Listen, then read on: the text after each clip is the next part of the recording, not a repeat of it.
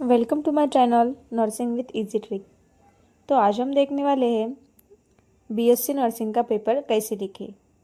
जैसे कि short answer कैसे लिखे, लॉन्ग आंसर कैसे लिखे, कितने मार्क्स के लिए, मैटर कितना लिखना है और कितने पेजेस लिखना है, क्वालिटी क्या देनी है और कैसे पेपर को सॉल्व करना है।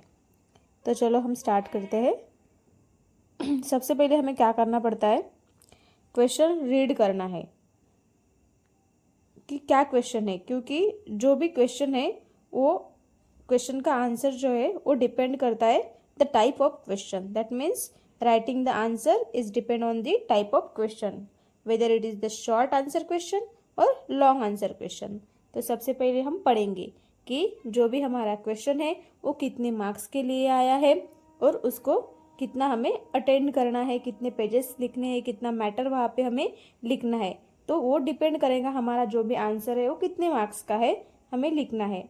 तो सबसे पहले हमें प्रॉपरली जो भी क्वेश्चन है उसको पढ़ना है, डिटेल उसको पढ़ेंगे तभी हम उसको अच्छे से लिख पाएंगे। तो क्वेश्चन पढ़ने के बाद हमें क्या करना पड़ेगा, नेक्स्ट उसका आंसर स्टार्ट करना पड़ेगा। अब अगर हम देखें कि लॉन्ग आंसर है तो लॉन्ग आंसर क्वेश्चन को सबसे पहले हम क्या करेंगे, वो लॉन्ग आंसर क्वेश्चन जो है वो कितने मार्क्स के लिए है वो देखेंगे। जैसे कि यूजुअली नर्सिंग में लॉन्ग आंसर क्वेश्चन जो रहता है वो 15 मार्क्स के लिए पूछा जाता है। तो 15 मार्क्स का अगर क्वेश्चन है तो हमें क्या करना पड़ता है, सबसे पहले क्वेश्चन को पढ़ो और समझो जो क्वेश्चन में पूछा है। जैसे कि सबसे पहले रहता है define, then explain the types और classification, then nursing management, whatever. So first we have to read the question carefully, उसके बाद ही हमको क्या करना है, उसका आंसर लिखना है। तो सबसे पहले हम क्या करेंगे, जो भी क्वेश्चन हमारा है लॉन्ग आंसर क्वेश्चन, तो उसका हम इंट्रोडक्शन लिख सकते हैं। जैसे कि अभी फॉर एग्जांपल हम लेते हैं एनीमिया के बारे में पूछा है, define anaemia, what is the positive factor of anaemia and write down the nursing management of anaemia. ऐसे अगर 15 मार्क्स के लिए क्वेश्चन है तो हम क्या करेंगे, सबसे पहले उसका थोड़ा सा इंट्रोडक्शन लिखेंगे कि एनीमिया क्या है, जैसे कि एनीमिया में क्या होता है क्या नहीं, तो उसका इंट्रोडक्शन लिखेंगे। देन हम मूव करेंगे जो मेन है, मेन उन्होंने जो जो पूछा है जैसे कि definition, causes, symptoms, management, what ever जो भी वहाँ पे पूछा है उसको हमें प्रॉपरली जो जो पूछा है उसको फॉलो करते हुए वो सब हमें लिखना पड़ेगा लॉन्ग आंसर क्वेश्चन में। और जितना हम स्पेसिफिक लिखेंगे, जैसे कि अगर डेफिनेशन है तो डेफिनेशन, कॉजेज है तो कॉजेज, उसमें जो है हमें बाकी के जो भी चीज़ें रहती है वो ऐड नहीं करना है, क्योंकि उन लोगों ने हमें स्पेसिफिक पूछा रहता है तो हमें स्पेसिफिक लिखना है। जैसे कि उन्होंने लिखा अभी राइट डाउन द मैनेजमेंट, तो उसमें हम लोग क्या करते हैं, नर्सिंग मैनेजमेंट लिख सकते हैं, मेडिकल मैनेजमेंट लिख सकते हैं, सर्जिकल मैनेजमेंट लिख सकते हैं। तो जो भी कंडीशन है तो उसके बारे में हम अगर मैनेजमेंट है तो हम ये तीनों टाइप की जो मैनेजमेंट है वो लिख सकते हैं। वहाँ पे हमें एक्स्ट्रा कुछ लिखने की ज़रूरत नहीं। जैसे कि कोई क्वेश्चन है राइट डाउन द कॉजेज, तो कॉजेज में हम कॉजेज ही लिखेंगे, उसमें हम मैनेजमेंट नहीं ऐड करेंगे। ऐसे अगर हम स्पेसिफिक आंसर लिखेंगे तो हमें अच्छे वहाँ पे मार्क्स मिलेंगे। जब हम लॉन्ग आंसर लिखते हैं तभी हमको कुछ टिप्स फॉलो करने पड़ते हैं, जैसे कि use the heading and underline them. मतलब अभी कॉजेज है, कोई भी कॉजेज हम अगर एनीमिया के लिख रहे हैं, जैसे कि डाइटरी फैक्टर्स है तो डाइटरी फैक्टर्स में अंदर हम पॉइंट लिखेंगे, तो वो जो डाइटरी फैक्टर्स है वो हमारा सब हेडिंग है तो उसको हम थोड़ा सा अंडरलाइन करेंगे। तो सबसे पहले हमें ये सब लिख लेना है और बाद में जब टाइम मिलता है तब हमको ये सब अंडरलाइन करना, उसको थोड़ा सा बोल्ड करना, ये सब हम बाद में करते हैं। और अंडरलाइन जो है वो सेम पेन से करने पड़ते हैं। जैसे कि अगर आप लोग ब्लैक पेन यूज़ करते हैं, अभी एक टिप और है, अगर आप MUHS का पेपर लिख रहे हो, बोर्ड का पेपर, फाइनल पेपर, तो आपको ब्लैक पेन ही यूज़ करना है, ब्लू पेन वहाँ पे अलाउ नहीं है। तो ब्लैक पेन, सेम पेन से आप वहाँ पे अंडरलाइन कर सकते हो, और आइदर आप पेंसिल से भी वहाँ पे अंडरलाइन कर सकते हो, no matter. So use the headings, मतलब जो भी हमारी हेडिंग है वो लिखनी है। आप वो बोल्ड राइटिंग्स में लिख सकते हो, जो भी हेडिंग है कैपिटल लेटर में, और उसको अंडरलाइन कर सकते हो। इससे क्या होगा, जो पेपर है वो अट्रैक्टिव दिखेगा, मतलब जो भी सामने वाला एग्जामिनर है वो जो आपका पेपर चेक करता है उसको अच्छे से समझ में आएगा कि आपने ठीक है अच्छे से लिखा है करके।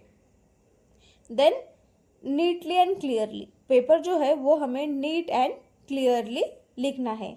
देन हाईलाइट इंपॉर्टेंट वर्ड्स, अगर उसमें कुछ आप अभी कंटेंट लिख रहे हैं, उसमें कुछ मेडिसिन के नाम आए हैं और कोई अगर डिजीज आया है, जैसे कि कौन सा भी marasmus, kwashiorkor, any kind of disease, अगर और कोई मेडिसिन आप अगर वहाँ पे ऐड कर रहे हो, अगर वो आपको लगता है इंपॉर्टेंट वर्ड है, तो उसको आप सेम पेन से हाईलाइट भी कर सकते हो, वो थोड़ा सा और ज़्यादा अट्रैक्टिव दिखेगा। Then give the example if needed, अगर ज़रूरत है तो हम वहाँ पे एग्जाम्पल्स भी दे सकते हैं, उससे आपको अच्छे से अच्छे मार्क्स मिलेंगे। मतलब ये क्या होगा, सब आप जो कंटेंट है वो वैलिड लिखेंगे, नो मैटर आप लोग कितना मैटर लिख रहे हैं। It is important to give more attention towards the quality, मतलब जो भी आप कंटेंट लिख रहे हैं वो कंटेंट भी अच्छा होना चाहिए, तभी आपको अच्छे मार्क्स मिलेंगे। अभी आते हैं हम शॉर्ट आंसर पे, जैसे कि शॉर्ट आंसर यूजुअली 4 मार्क्स या 5 मार्क्स के लिए पूछते हैं, तो आपको फाइनल पेपर में 4 और 5 मार्क्स के लिए एटलीस्ट 3 पेजेस लिखने हैं, एक पेज आगे पीछे और एक पेज, ऐसे आपको एटलीस्ट 3 पेजेस वहाँ पे कंटेंट लिखना है, लेकिन कंटेंट में क्वालिटी भी होनी चाहिए। और अगर आप शॉर्ट आंसर्स लिख रहे हैं तो उसमें आपको मेन पॉइंट पे फोकस करना पड़ेगा। जैसे कि लॉन्ग आंसर क्वेश्चन में क्वेश्चन ऐसे पूछते हैं, डिफाइन, एक्सप्लेन, डिस्क्राइब, मैनेजमेंट, जो भी कंडीशन है उसके बारे में, लेकिन शॉर्ट में आपको सिंपल कोई भी एक क्वेश्चन मिलेगा, तो जो क्वेश्चन के बारे में पूछा है वो क्वेश्चन के बारे में ही आपको वहाँ पे आंसर लिखना पड़ेगा। It is usually for the 4 to 5 marks के लिए शॉर्ट आंसर का क्वेश्चंस रहता है। देन शॉर्ट आंसर लिखते समय we have to write directly to the point, जो भी पॉइंट है उस पॉइंट के बारे में हमें डायरेक्टली वहाँ पे लिखना है। नो नीड फॉर इंट्रोडक्शन और कंक्लूजन, मतलब इंट्रोडक्शन अभी वहाँ पे लिखने की कोई ज़रूरत नहीं। जैसे हमने लॉन्ग आंसर क्वेश्चन में पहले क्या लिखा, इंट्रोडक्शन लिखा, बाद में जो भी हमारा मेन क्वेश्चन है उसका आंसर लिखना हमने चालू किया था, लेकिन यहाँ पे जो भी मेन पॉइंट है और डायरेक्टली हमें मेन पॉइंट का ही आंसर लिखना है। देन यूज 1 to 2 सेंटेंसेस और 3 to 4 बुलेट पॉइंट्स, वहाँ पे हम कुछ बुलेट पॉइंट्स या 1 2 3 ऐसे सेंटेंस बना के भी लिख सकते हैं, rather than right in the paragraph हम अगर लिखेंगे तो वहाँ पे वो ज़्यादा अट्रैक्टिव नहीं लिखेगा। तो जब भी आप पेपर लिख रहे हो तो बुलेट्स देकर, जैसे कि पॉइंट बनाकर, छोटा सा ऐसे स्टार बनाकर, ऐसे अगर आप लिखेंगे, नहीं तो एरो बनाकर, और you can write in the Roman, और ऐसे कुछ भी आप बुलेट्स बना के वहाँ पे लिख सकते हैं। पैराग्राफ में नहीं लिखना है, क्योंकि पैराग्राफ में नहीं समझ में आता है कि आपने कौन से पॉइंट वहाँ पे कवर किए हैं।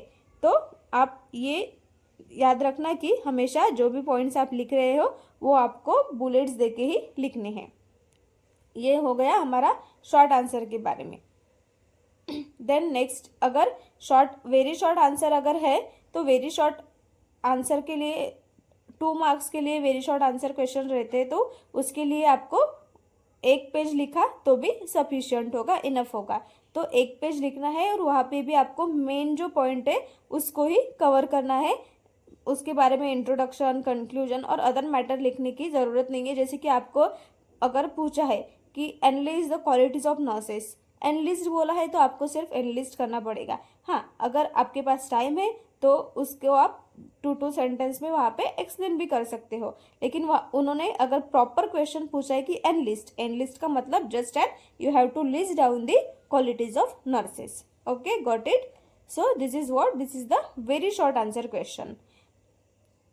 अभी हम और एक एग्जाम्पल लेंगे, जैसे कि कोई भी क्वेश्चन हो, जैसे कि व्हाट इज एनीमिया, तो उन्होंने क्या पूछा है, व्हाट इज एनीमिया, तो हमको क्या सिर्फ एनीमिया क्या है, मतलब definition of anaemia, what is anaemia के अलावा वो ऐसे भी पूछ सकते हैं डिफाइन एनीमिया, तो हमें सिर्फ यहाँ पे एनीमिया की डेफिनेशन लिखनी है। देन जैसे कि anaemia is a condition in which the haemoglobin level in blood is lower than the normal, मतलब जो उन्होंने पूछा है व्हाट इज एनीमिया, तो हमें सिर्फ व्हाट इज एनीमिया ही लिखना है, जो उन्होंने पूछा है मतलब उसका ही हमें वहाँ पे आंसर करना है, बाकी का हमें वहाँ पे नहीं लिखना। एट लास्ट कंक्लूजन, मतलब जो भी क्वेश्चन है write according to the marks and question type. जितना मार्क्स का क्वेश्चन है उतने उसके अकॉर्डिंग ही हमको वहाँ पे पेपर लिखना है, और क्वेश्चन का टाइप कैसा है मतलब जो उन्होंने पूछा है उस टाइप का ही हमें वहाँ पे आंसर लिखना पड़ेगा। Then be clear, neat and to the point, मतलब पेपर ऐसे क्लियर होना चाहिए, नीट होना चाहिए, मतलब राइटिंग, हाँ अगर आपकी राइटिंग ठीक नहीं है फिर भी आप ट्राई करो अच्छे से अच्छे लिखने की। नीट मतलब ज़्यादा आप वहाँ पे फिर से उस जो भी रॉन्ग है उसको ज़्यादा से ज़्यादा क्रैक मत करो, ज़्यादा उस पर लाइन मत खींचो, ठीक है, एक लाइन आपको वो मिटाना है, एक लाइन वहाँ पे आप मार दो बस, ठीक है, ज़्यादा उसको वहाँ पे गंदा पेपर नहीं करना है हमको, क्योंकि पेपर जैसे नीट और क्लीन दिखना चाहिए। Then and to the points, मतलब जो भी हम पॉइंट